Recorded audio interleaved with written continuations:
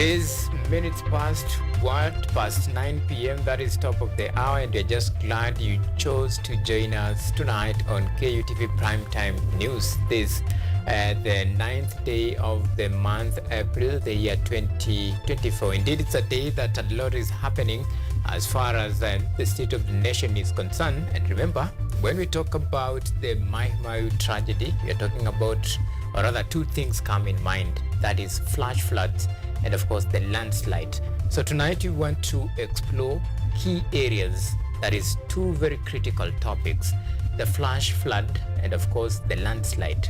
What are these? What causes this phenomenon? Can it be prevented? And if it can't be prevented, then who is sleeping on the job? Should we be worried as Kenyans of future occurrence of such incidents like this that have claimed more than 60 lives? And of course, that is the discussion that we'll be having tonight. It is a sad discussion, but a very necessary discussion that we should have it as far as we want to chart the way forward for our nation.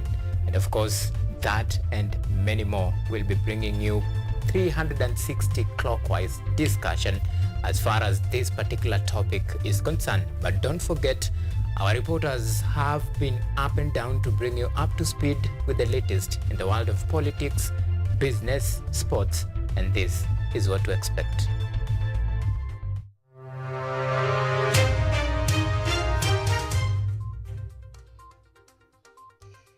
Tonight, starting afresh, Gachagua says government has set aside 300 million shillings to help victims of the Mai Mahiu floods to rebuild their homes. Where is your evidence? Agriculture CS Mithika Linturi says his impeachment motion is based on perception and not evidence. Also tonight, invest in fertilizer production. Ruto tells African leaders to embrace fertilizer production to increase food production. Plus, empowering devolution. Government begins process of transferring devolved functions to counties.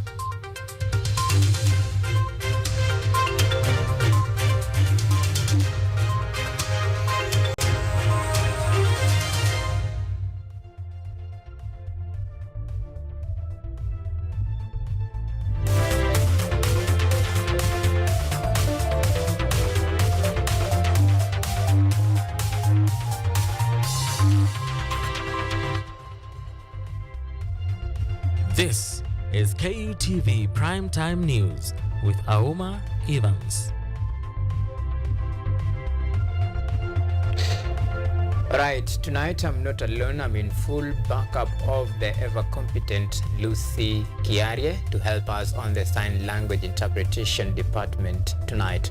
Remember, you can join in and plug in into this discussion. You can talk to us on all of our social media platforms, and the numbers are right down below your screen. So tonight we begin our bulletin with matters, what is happening as far as the devastation of the ongoing floods that have claimed at least 60 lives. So as Kenya grapple with the aftermath of devastating floods that have wreaked havoc across the country, leaving families homeless and communities shattered, the government of Kenya is coordinating relief efforts for flood victims across the country. Speaking at memorial service held in honor of the Mai Mahiu floods victim, Deputy President Rigathi Gachagua said that the government has set aside 300 million Kenya shillings to help flood victims start afresh. This story was produced by James Baraka. It was a somber occasion with leaders and citizens coming together to mourn the lives lost in the Mai Mahiu floods tragedy. Deputy President Rigathi Gachagua paid his tributes at the memorial service held for the victims of the Mai Mahiu flood tragedy. We stand in solidarity with these families and the community of Mai Mahiu and the people of Naivasha and the greater Nakuru County. We stand in solidarity with those who are We are actively coordinating relief efforts to alleviate their suffering. In memory of the flood victims and to encourage reflection about the ravaging, we have declared Friday, May 10, 2024, a public holiday. In his address to the congregants, Gachagua urged citizens to take care of themselves and be cautious, emphasizing that this is not the time for adventure. Tafadhali watu wetu, mimi namuomba, hata kama serikali inasaidia, hata wewe uchunge maisha yako. Hata kama huna haja naye, uko na bibi na watoto, tafadhali mimi naomba watu wetu, please, let's not compete with nature. I know Kenyans, we are very adventurous, but this is not the time for adventure. Nakuru Governor Susan Kihika took this opportunity to elaborate on the county's progress since the tragedy struck, while at the same time calling for support. I just wanted to very generally mention the discussion here. President Nashamba confirm that we shall be buying land for you to settle all of you, so that at least you have a place to settle and don't have to go back to where you came from. But beyond that, Your Excellency, these families, everything is gone. Hata ukimpatia shamba hataweza kujenga. That is just the truth of the matter. Amidst the sorrow, several pressing issues emerged as points of concern, with leaders emphasizing the urgent need to address the condition of roads, many of which have been rendered impassable due to floods. Barabara zetu nyingi zimeharibika, na kwa hivyo kabla serikali ikusanye ile mapeni iko nayo kutoka kwa ushuru, tuwe waangalifu na tubebe abiria na mizigo vizuri. At the same time, drivers were urged to exercise caution as they navigate these treacherous conditions, especially as schools reopens. Naibu Rais, serikali imepeana agizo kwamba mashule yafunguliwe Jumatatu. Ile uchungu tumeona hapa siku ya leo. Ningeomba madereva wote ambao watakuwa wakibeba watoto wetu katika mashule, tafadhali muendeshe magari na nidhamu na kuheshimu sheria. Additionally, buildings and residents in riparian areas were urged to relocate so as to mitigate the risk of future tragedies and ensure the safety of communities living in flood-prone areas. Politics now. While appearing before the parliamentary committee to defend himself against his ouster motion on the fake fertilizer scandal, Cabinet Secretary for Agriculture Mithika Linturi stated that his impeachment motion is based on perception rather than evidence, insisting that there are no valid grounds for his removal from office. Our very own Anyango Sylvia followed the proceedings and filed the following report. Was purporting to speak to some reports. The embattled Cabinet Secretary for Agriculture Mithika Linturi, in his defense during the second-day hearing of a case concerning his removal from office, has expressed his disappointment on the fact that his case is based on perception, reputation rather than evidence. This was in response to the affidavits filed against him as evidence of his alleged gross violation of the Constitution or any other law, crime under the national law, and gross misconduct. Linturi is also accused of approving the procurement and distribution of fake fertilizers to farmers. Linturi was yesterday accused by his plaintiff Jack Wamboka, who is Bomola Member of Parliament, of trivializing a matter of national importance, which is food security, by trying his marital affairs to the ongoing push for his impeachment. Wamboka told the 11th Select Committee hearing yesterday that Linturi's insinuation that his ex-wife Marianne Keitany, who is Aldai Member of Parliament, is behind the push to remove him from the office was unfair and detracts from the gravity of the situation. Linturi, however, has today responded by saying that he respects women and that it is not coincidental that his ex-wife Keitany is making calls for his dismissal and has 32 cases filed against him, where she has lost all of them. Linturi highlighted that she is the mover of the motion by proxy. The hearing of the motion is expected to conclude tomorrow before the committee chaired by Marsabit Women Rep Naomi Wako retreats to compile a report set to be tabled before a special sitting of the National Assembly on Monday next week. Anyango Sylvia, KUTV. Now, President William Ruto has called on African leaders to ensure that the continent uses available raw materials to make fertilizer to ensure that it reaches farmers at affordable prices to increase food production.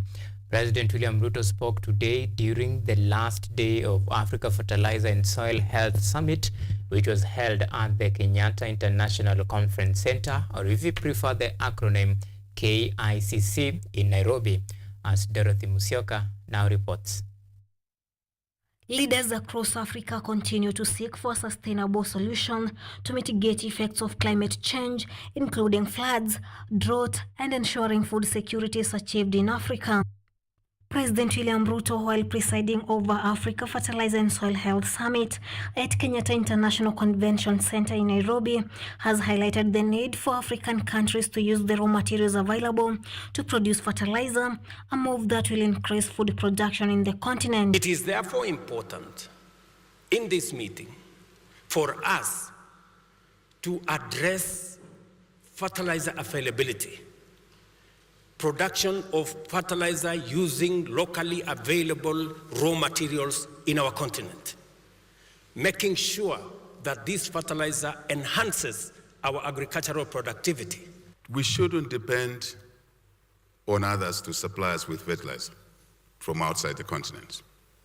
Therefore, we need to invest, I agree with President Ruto, on our continent to increase the capacity to produce fertilizer. Yes, using our raw materials as much as possible.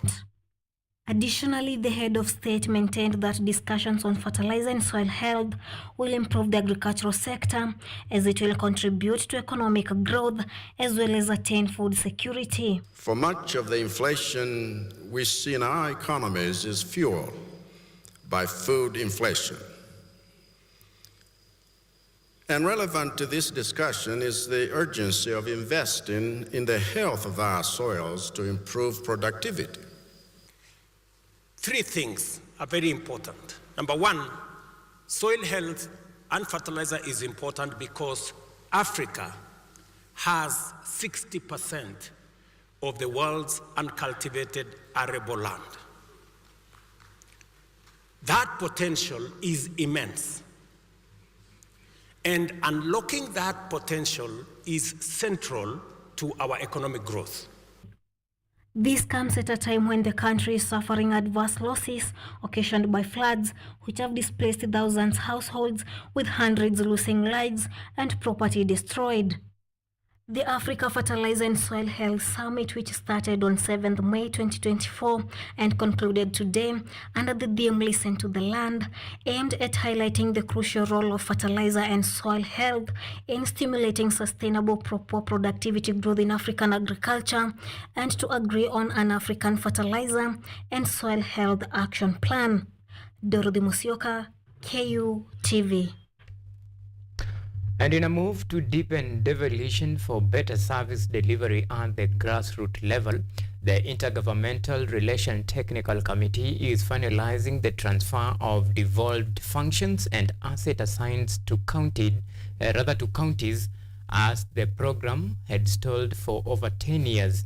And as Theo Mashari explains in the following report, Kilifi becomes one of the first counties to receive valuation report on land, building and motor vehicles.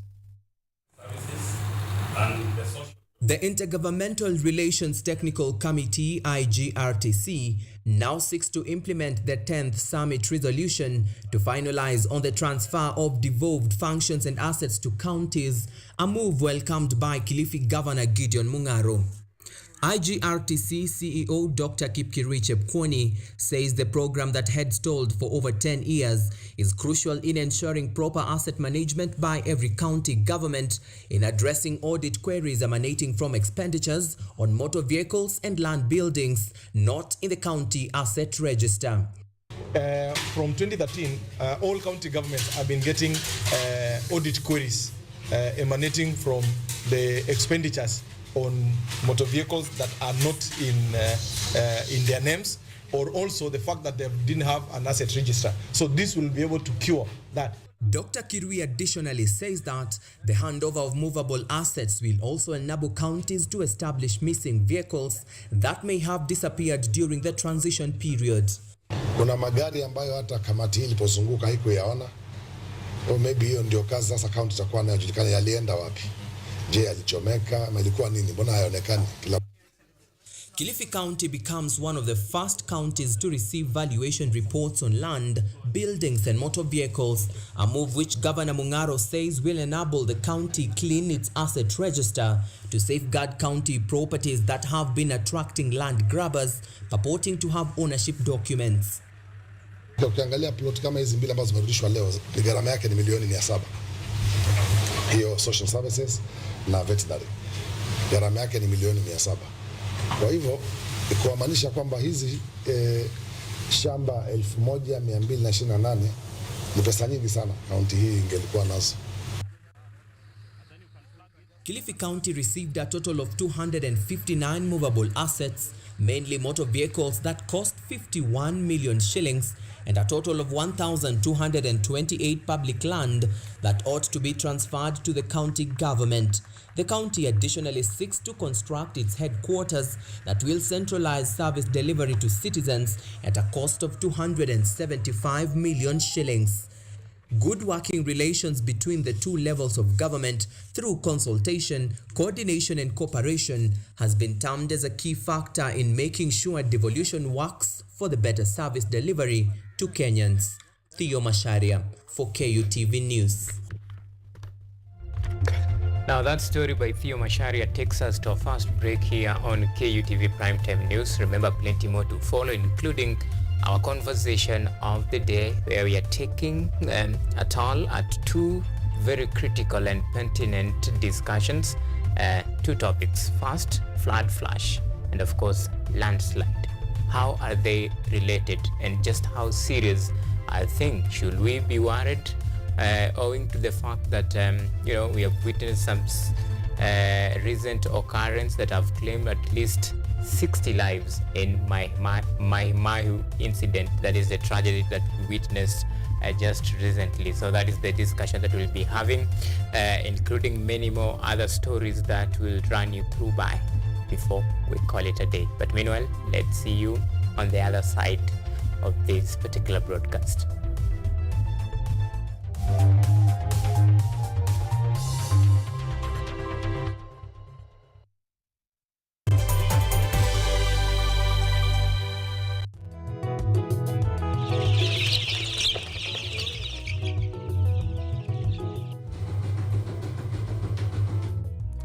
Kaunti maarufu kwa kuzalisha maziwa na ukuzaji wa majani chai. Pia, serikali ya kaunti inawahimiza wakulima kukumbatia mitindo mingine ya kilimo kuzidisha mapato.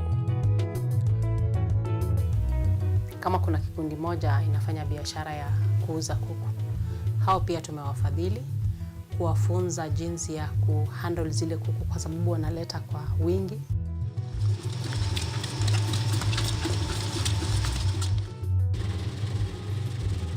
Haya yote tunakuletea katika Boresha Kilimo, toleo la kaunti ya Bomet. Kilimo ni nguzo kubwa kwa ujenzi wa taifa.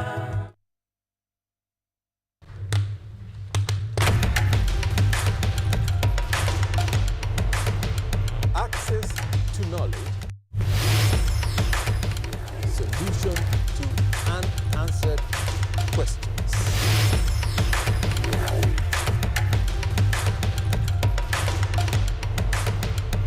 Guidelines to pursuing your rights and repossessing your property, intellectual or material. This and more only on Law Matters.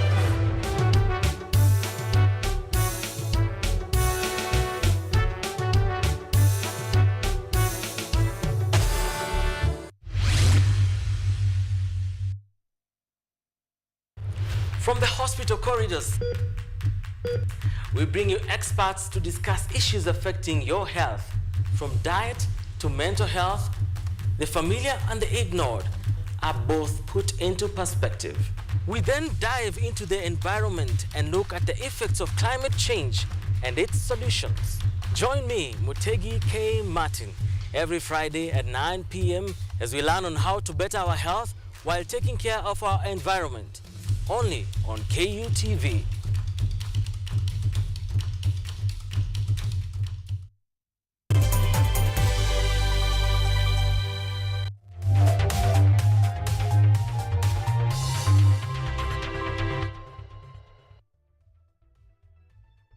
You are watching KUTV Primetime News with Auma Evans.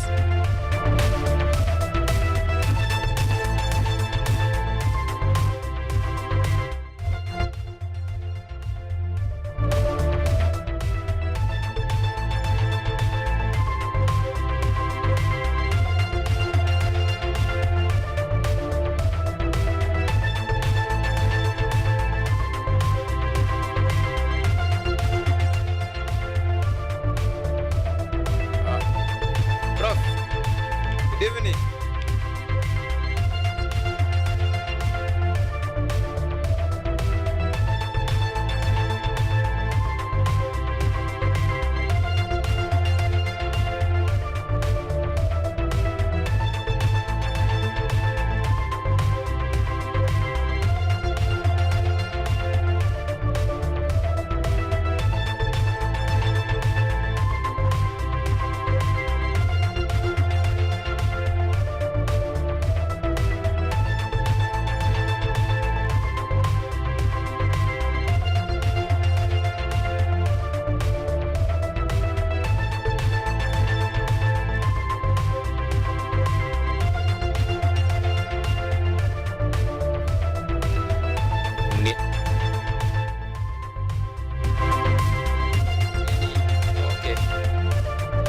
Now we are coming now to this very important discussion that we are having.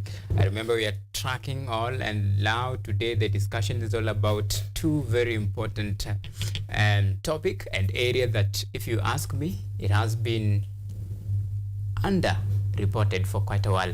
I'm talking about the flash flood and, of course, now the landslide. This is a disaster that continue to, invade Kenyans unaware. But is it really unaware, or it's something that has already been, information is out there in the public domain? Some warnings have been sent early enough. So are we just delaying in some of these interventions, or what should be the way forward? And of course, to help me unpack this very important discussion today is Professor Simon Onywere, Director, that is Research, Dissemination and Uptake, Department of Environment and Planning Management at Kenyatta University. Prof, thank you so much for making time, and it's good to see you today. Thank you too. All right, so Prof, there is, two areas that I will, first of all, I want you to distinguish between.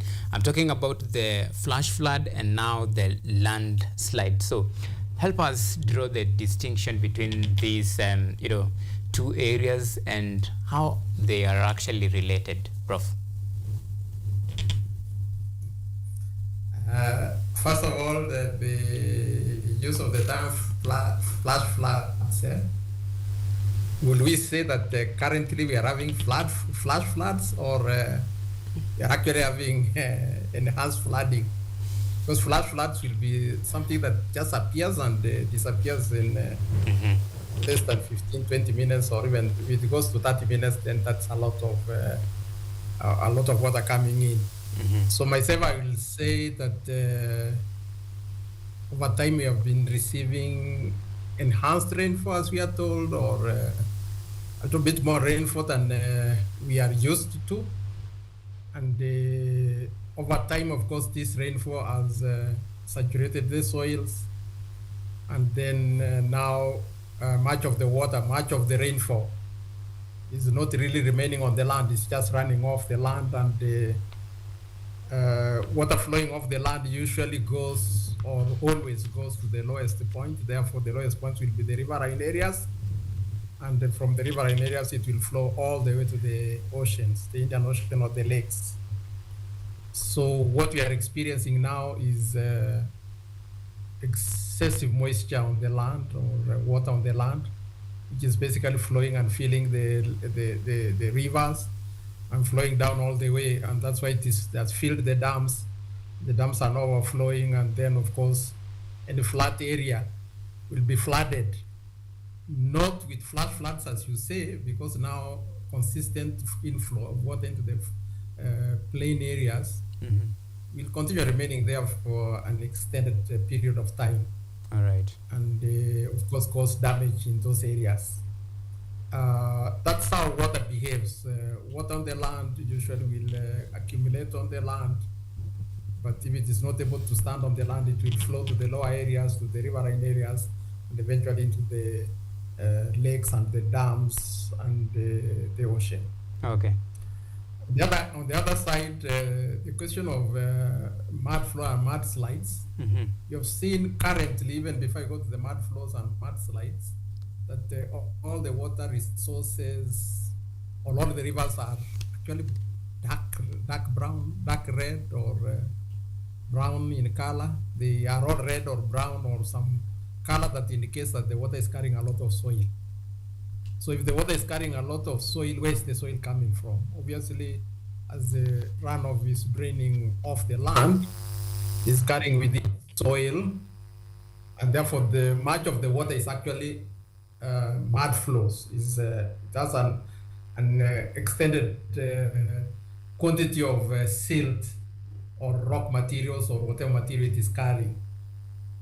So, and usually when you have excessive runoff, it will carry with it anything that is loose on the surface. And as it moves these materials accumulate in the water, and then they move as a mass. And when they encounter a barrier, they'll just push the barrier off or undermine the barrier. And the undermining of the barrier will cause the barrier to collapse. And that's why we see trees or tree stumps or rocks being carried by the water. So you must then imagine that the water has a lot of moving water, has a lot of force. Nothing can start moving water. And any obstacle on it will be knocked down. And knocking down of any obstacle basically mean a collapse of that obstacle, and most likely it cannot stand the force of movement. And therefore, for human beings, for example, you're just thrown here and there, and of course it ends up killing you instantly, either by drowning or by knocking you against a certain solid material. Okay. So that's how we look at it in terms of flow. But on the other side, most of the land basically has a soil cover, and most of the soil cover is developed over a rock surface. And what happens is that if the soil is not well consolidated, like we see in much of Central Province, much of the soil is not consolidated. When you dig through to find a foundation, you find that the soil itself is actually loose. A straight wall in many areas in Central Province will just start showing signs of soil collapsing. When such a soil is saturated with water and it has a slope or an outlet or a face with a steep slope, then that soil is moved slowly, a process we call creep of the soil, and then it shears from away from where it is standing, and then it will flow. And it will flow with the lubrication of the water, then it can move the whole mass, as we have seen sambas on land or tea estates getting moved. So it will move the whole mass, and the mass simply collapses into the floor under or below. And if there is excessive water, then this mass is usually carried away with the water, and it flows along with the water along the river. That's exactly what happened in my Mayu. All The right. escarpments, the water was running down, and then it accumulated against this loose soil. The loose soil was carried away, and then any other material that was loose along the way was carried along with it, including debris, tree stumps and anything else that was uprooted. All right, and of course, Prof. Now that that is very serious occurrence, and this begs the question. Well, this is not something that we have witnessed for quite a while. This is something so new. If it happened maybe long time ago, and this is not what you're used to. What you are experiencing right now, as you put it right, is now enhanced flooding occasioned by the ongoing heavy rains that continue to be received in various parts of the country. But the area of concern is this flash flood and of course the landslide. Well, should we be worried as Kenyans of future occurrence of things like this? Should we be worried of such incidents occurring over and over again, Prof? Or what could be the root cause of this? What is really happening?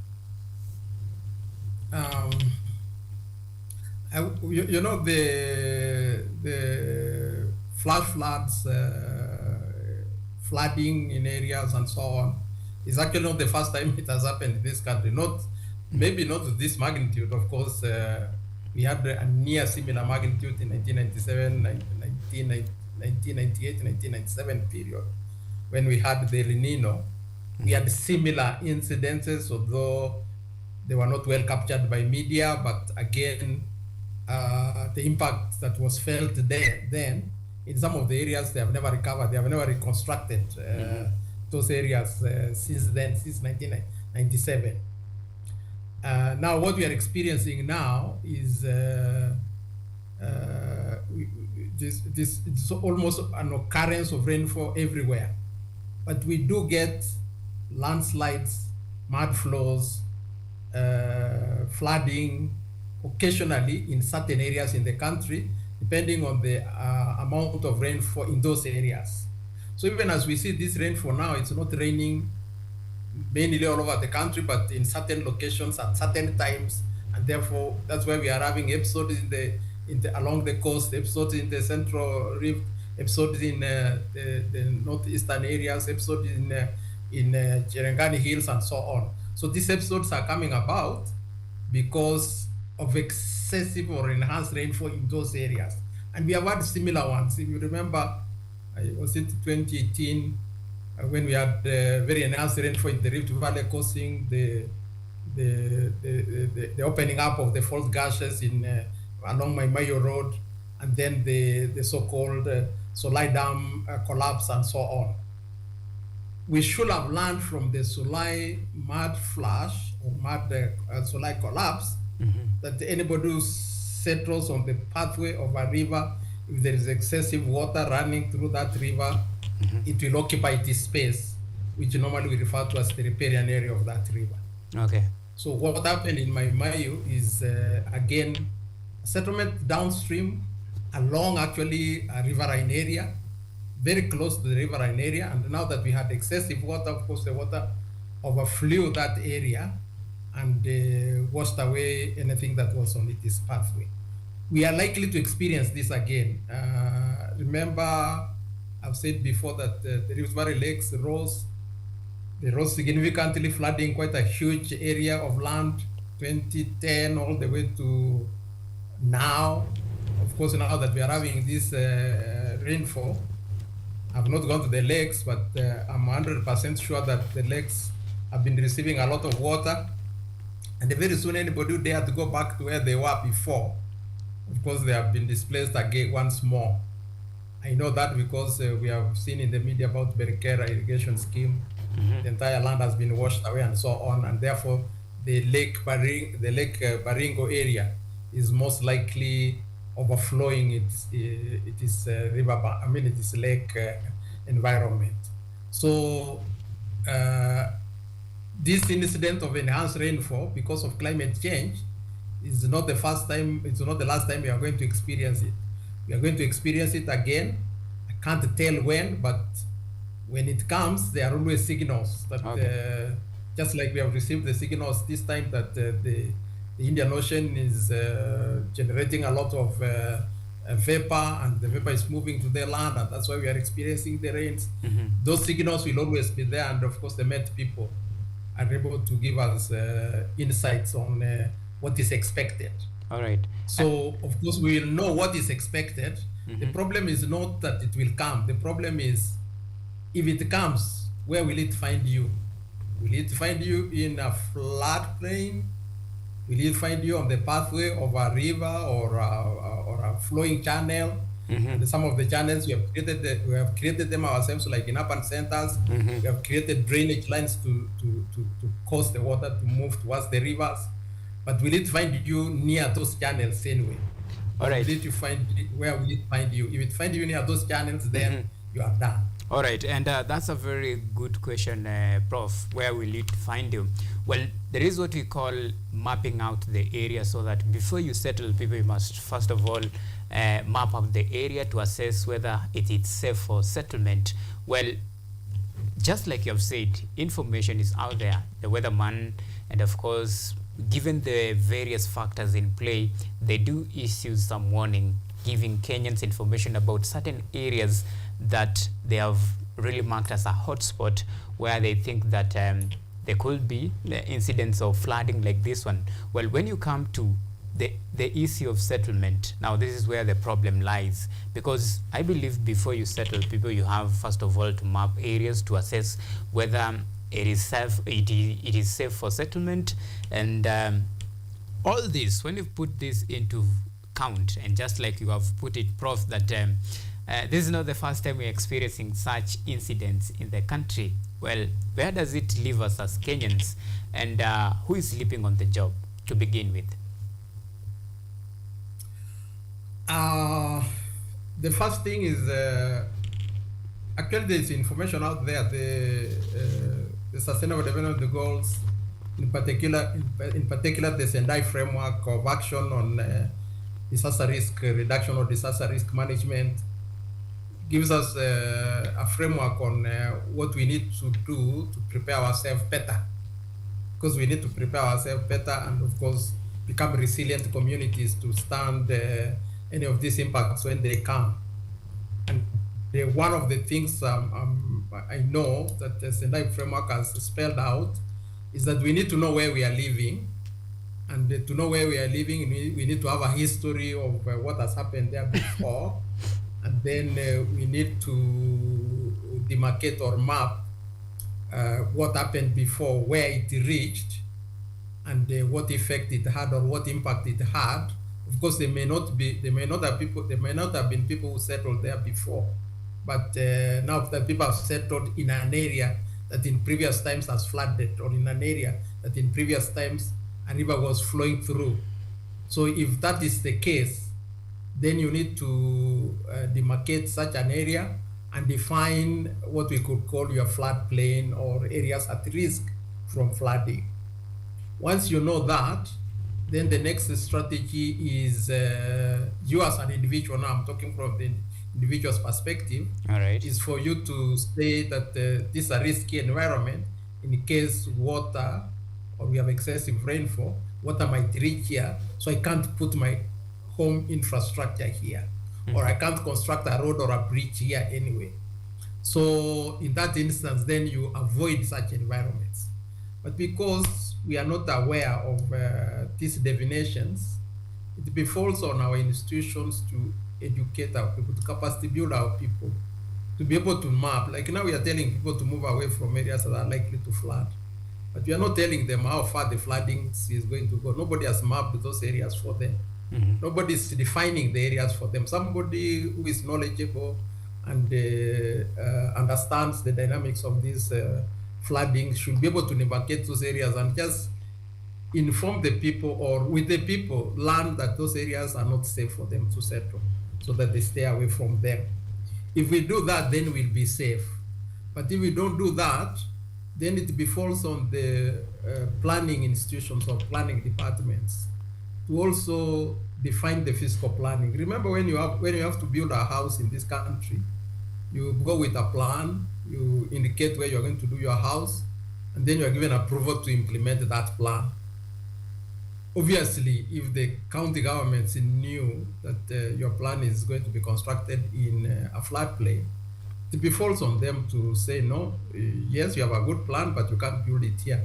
And they give them a reason why they cannot build them, where they cannot build it there.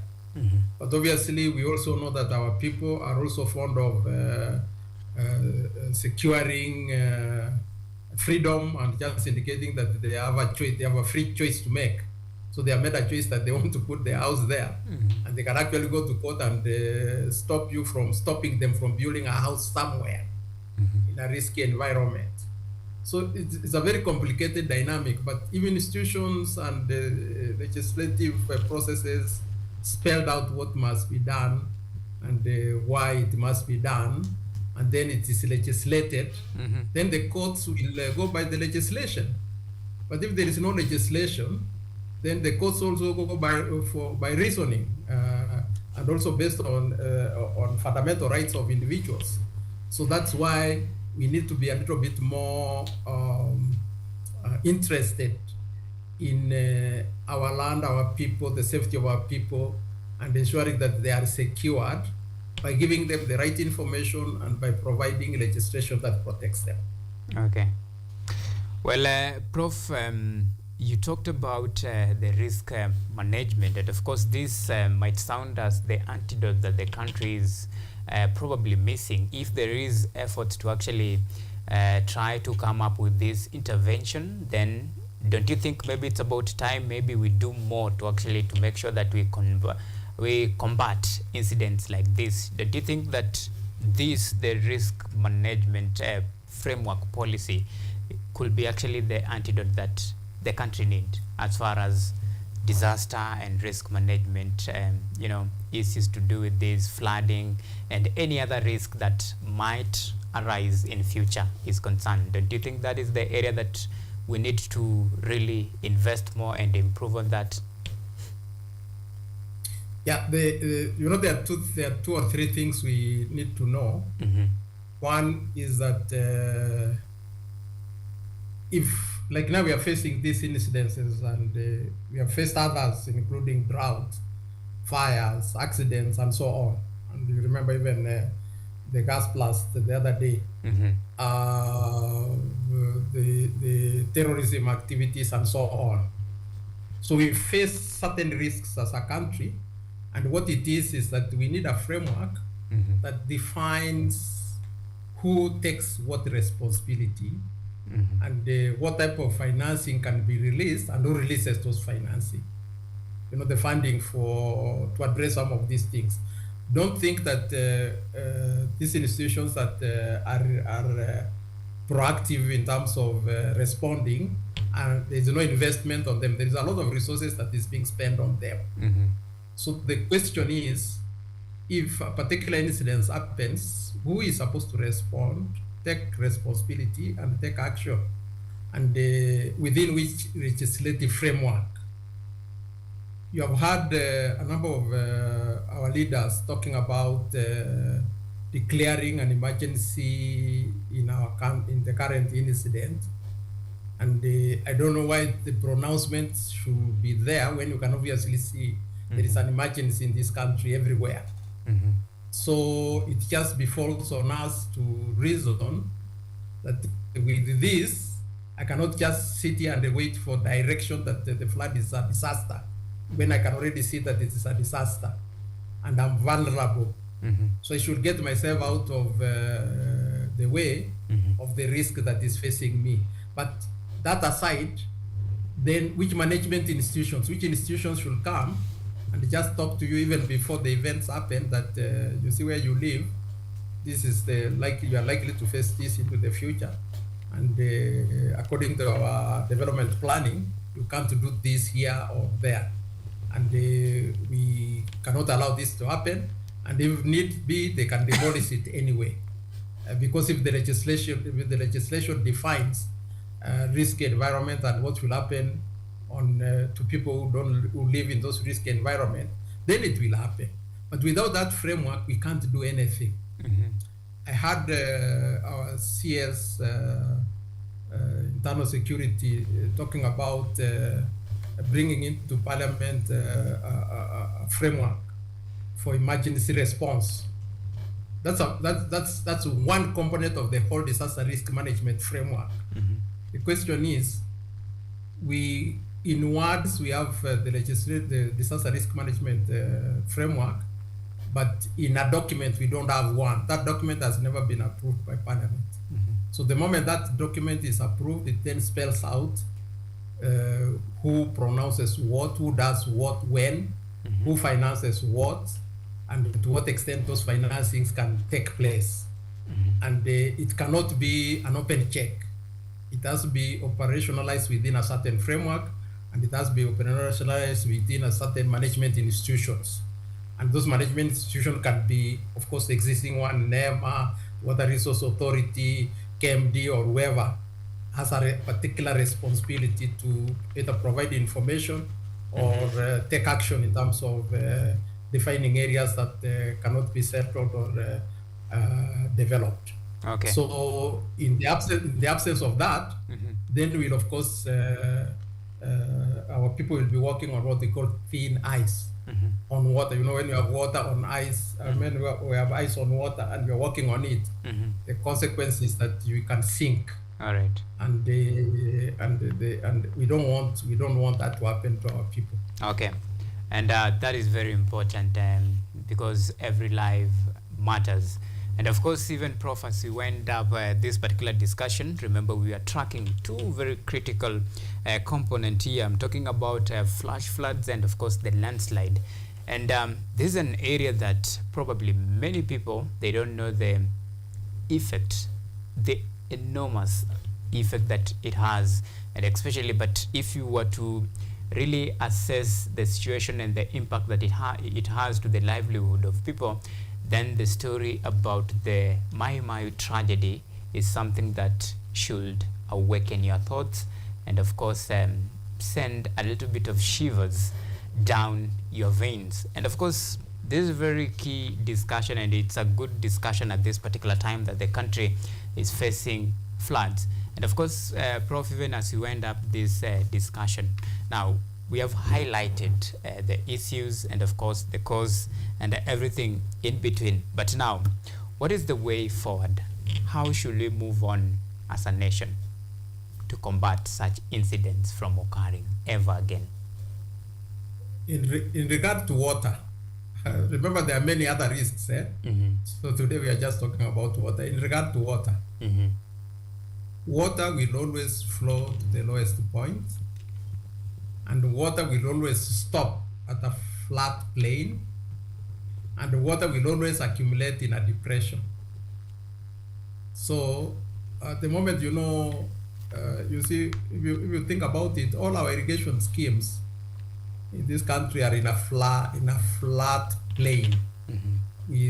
Of course, we talk of flood plain because they get flooded occasionally, but they are literally flat in terms of just like a table, a flat table, as a flat surface.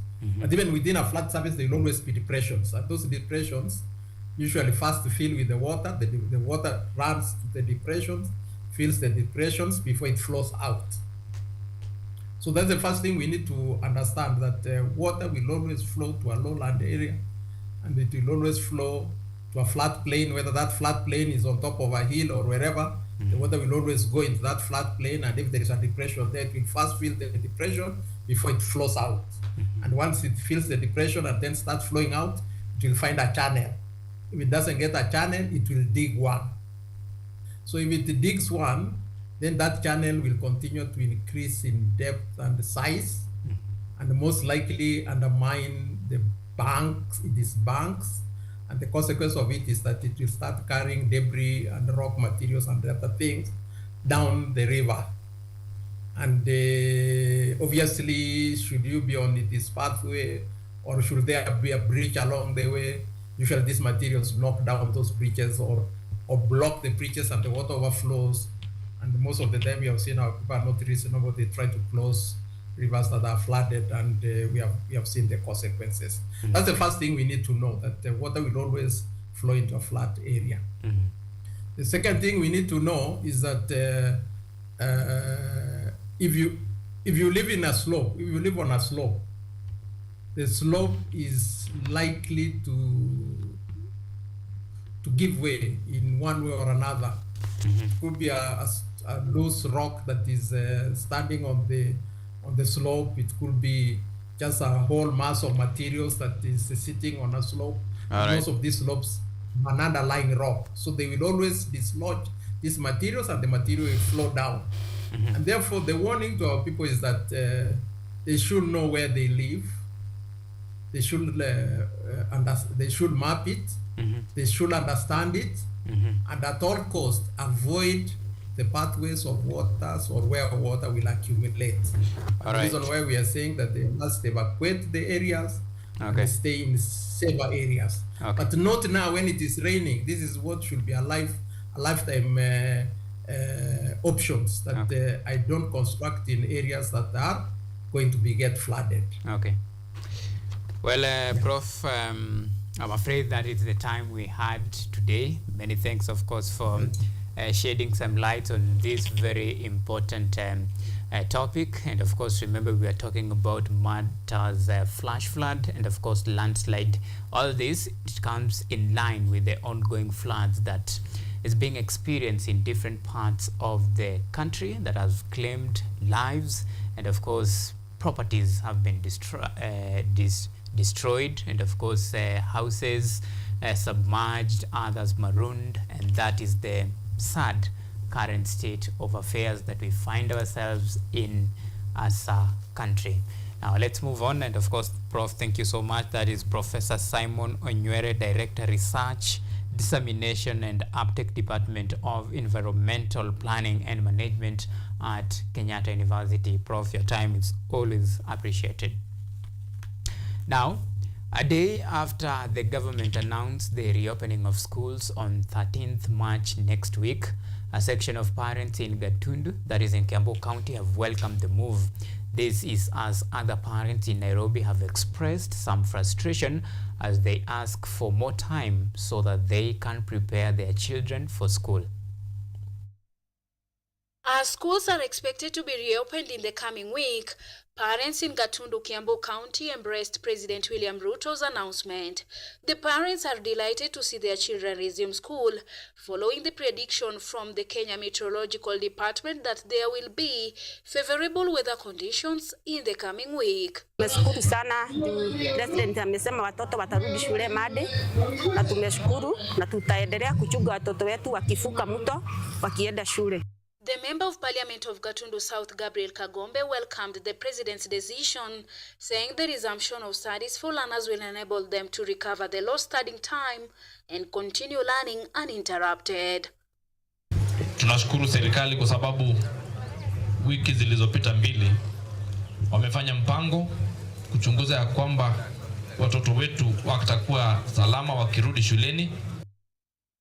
Michael Mbugwa, a resident of Gatundu, wanted the government to follow up on schools that were destroyed by floods and rectify the classrooms to enable easy learning. He also added that the candidates who were affected by the floods are the ones who were affected by the COVID-19 pandemic. Tunakumbuka waliathiriwa na mlipuko wa COVID na wakakaa nyumbani miaka 2. Tena wamekumbwa na mlipuko wa maji na msongamano ya mafuriko.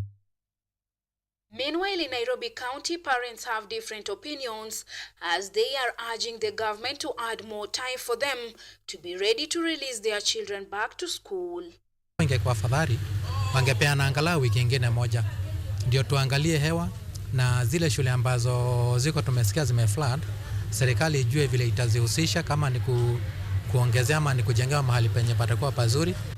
The outcome itakuwa very poor ya this term, second term. Itakuwa very poor. Sababu hata memory ya masomo ya watoto na kile wameona wakati wa mvua haijawatoka kwa kichwa.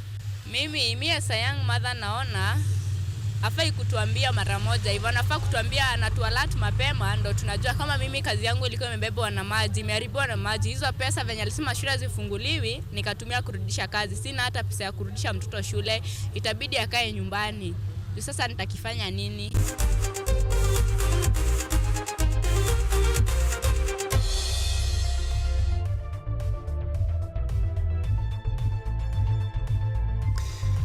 Alright, it's now time for sporty action. The Athletics Integrity Unit has provisionally suspended Kenyan marathoner Josephine Chepkoech following allegation of doping involving the prohibited substance. In a statement, the Athletics Integrity Unit said that Chepkoech had been served with a notice of allegations for violating Article 2.1 and Article 2.2 of its anti-doping regulations. Chepkoech set her personal best marathon time of 2 hours, 22 minutes and 38 seconds in February at the Seville Marathon, and her provisional suspension means that she cannot participate in any competition until a final decision is reached, which could result in an acquittal or a formal ban.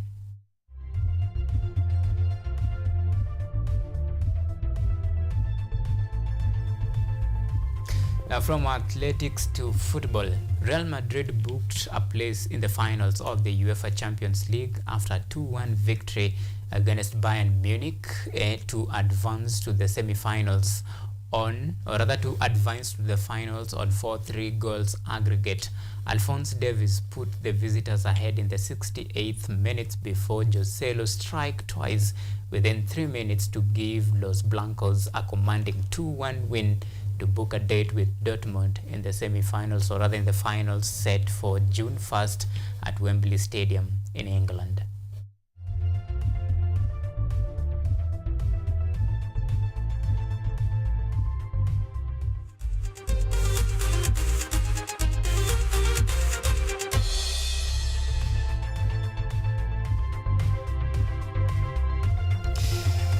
Right, that does it for tonight. Many thanks for men and women behind the scene, and of course for you, our esteemed viewers, for always keeping us at company in the last 55 minutes or so.